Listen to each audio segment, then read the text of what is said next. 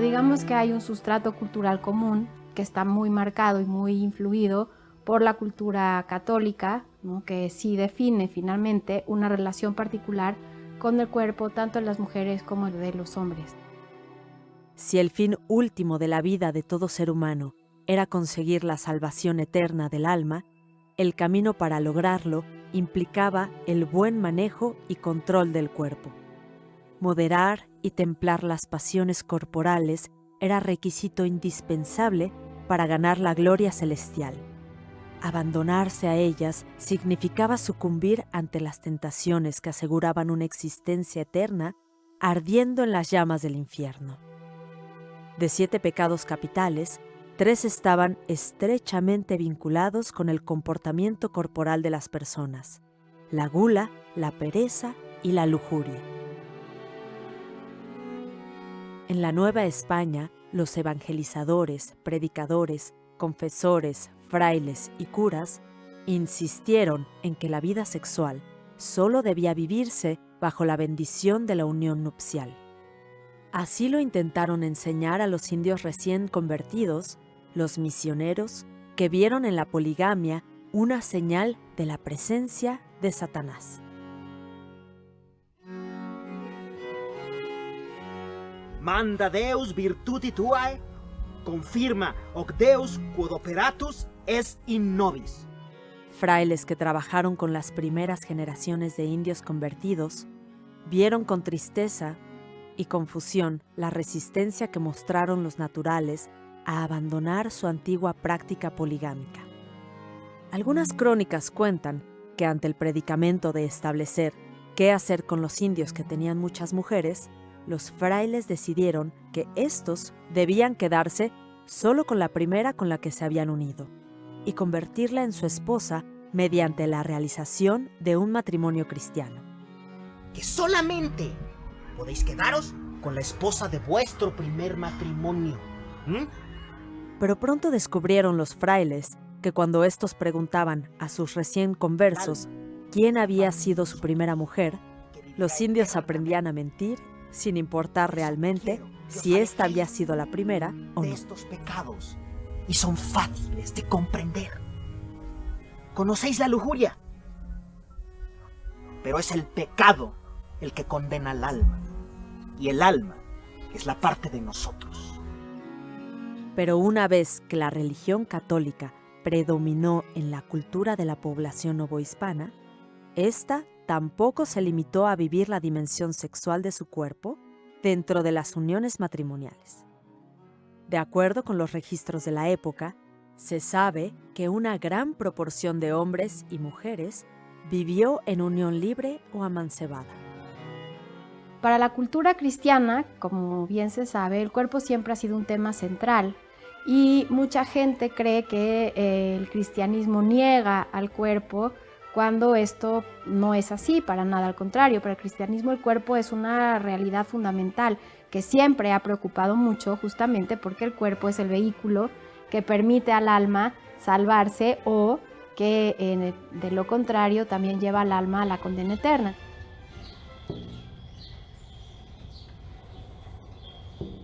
Eso sin tomar en cuenta que las relaciones adúlteras, las malas amistades o relaciones ilícitas, como se llamaba entonces a las relaciones que implicaban uniones sexuales entre hombres y mujeres que no estaban casados, eran cosa de todos los días y muy frecuentes.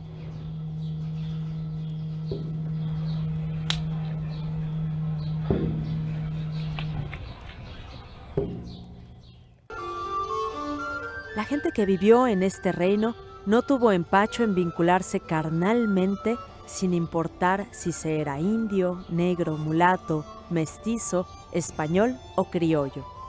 Los archivos están llenos de documentos que constatan la existencia de uniones y relaciones entre sujetos pertenecientes a sectores muy diferentes entre sí.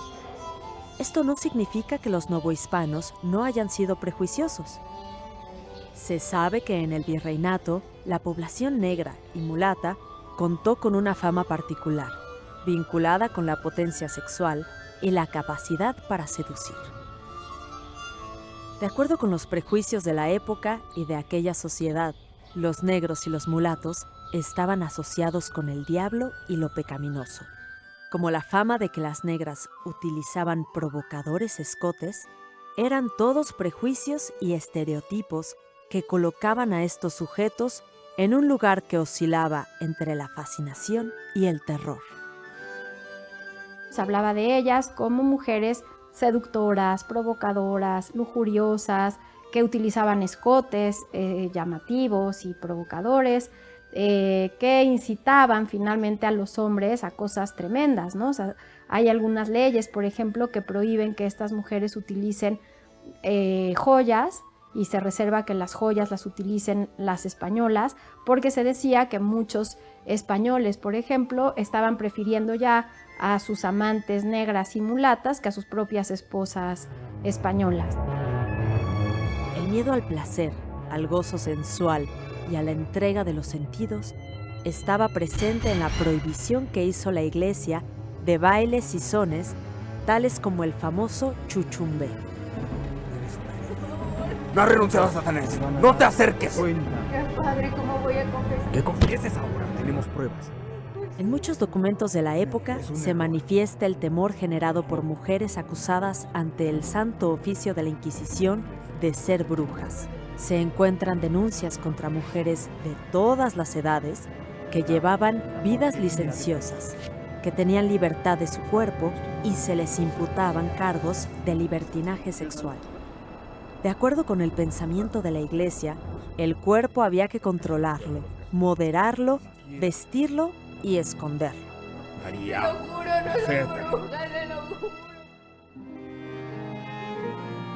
El cuerpo tenía que estar cubierto, pues se consideraba que la desnudez del mismo podía despertar malos pensamientos, sensaciones y reacciones corporales involuntarias, tales como eran las entonces llamadas poluciones nocturnas o movimientos impropios del miembro viril. En algunos edictos del siglo XVIII se prohibió que las mujeres salieran en procesiones de luz y sangre para flagelarse, pues al sangrar sus cuerpos, la ropa se pegaba a ellos con la humedad del sudor y la sangre, generando así entre los espectadores efectos poco gratificantes. Y por supuesto, la condena de los escotes de las mujeres, que también generaban temor al enfrentarse a los efectos del cuerpo desnudo. Algunos predicadores de la Nueva España se refirieron a dichas prendas femeninas como puerta del infierno y condenaron el uso de los mismos.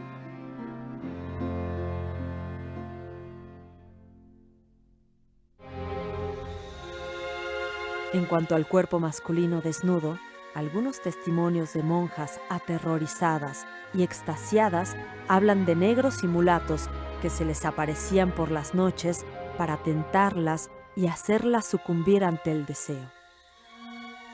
Se sabe que en el siglo XVIII, algunos confesores de mujeres manifestaron preocupación al mirar los efectos poco honestos que generaba entre ellas la imagen de San Miguel Arcángel, ya que en la iconografía de la época, el miembro de la corte celestial, a decir de las propias mujeres, contaba con unas piernas de musculatura muy sugerente.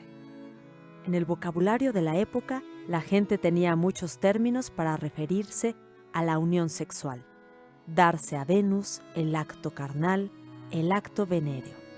También es interesante notar las palabras que se utilizaban para referirse a los genitales de hombres y mujeres: el miembro viril, las partes pudendas, las partes vergonzosas, las vergüenzas. En la Nueva España, la Iglesia siguió la tradición medieval de intentar establecer las horas, días y momentos permitidos para que un hombre y una mujer se unieran carnalmente. En ese calendario quedaban fuera los días de guardar, como eran la Semana Santa, la Cuaresma y la Navidad. Las autoridades religiosas buscaron conducir a sus feligreses por el buen camino, instigándoles en el confesionario. Ahí ventilarían sus comportamientos sexuales poco ortodoxos o pecaminosos. La Iglesia solamente aceptaba como posición sexual no pecaminosa en el acto sexual aquella en donde la mujer se colocaba debajo del hombre y, evidentemente, únicamente aceptó como unión permitida aquella entre un hombre y una mujer. Todo lo que quedara fuera de aquel repertorio sexual era condenado. Los discursos religiosos dirigidos a promover el miedo, la vergüenza, la culpa, la moderación y el rechazo al gozo de la vida sexual fueron parte de la vida cotidiana.